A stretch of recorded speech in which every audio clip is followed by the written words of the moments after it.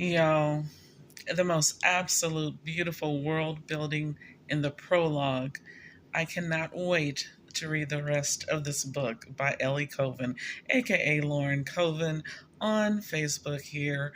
So, y'all,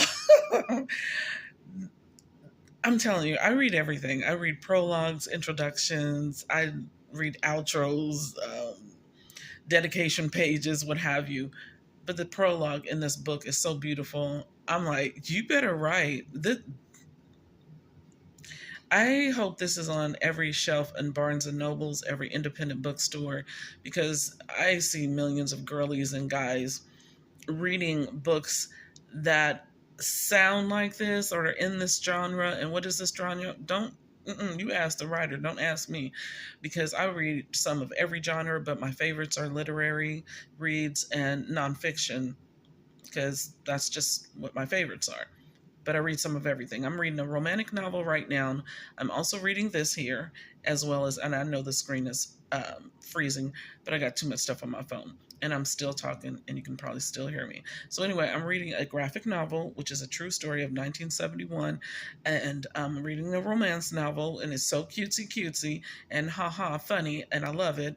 And then I'm reading this here, which seems to be one of those beautiful world building fantasy books. But, there's so many different genres, so don't quote me. You quote the author. You go ask her what this book is about, maybe, or look it up online.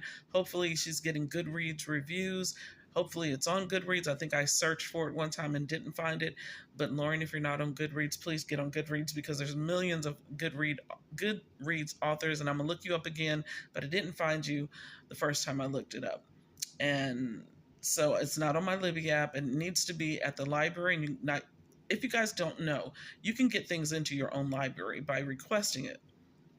And so on my Libby app, it'll say notify me when the book comes in, when the library acquires it, right?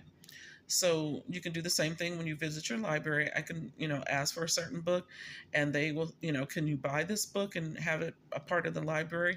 They will whip out a pen and paper or type it into the computer, because there's a definite application to do that for the library. If you don't know, I found out because I'm always asking my librarian questions. And this was years ago when I first moved here to Fort Worth back in 2008. And there was a book that I could not find on their shelves. And she said, honey, we can request it.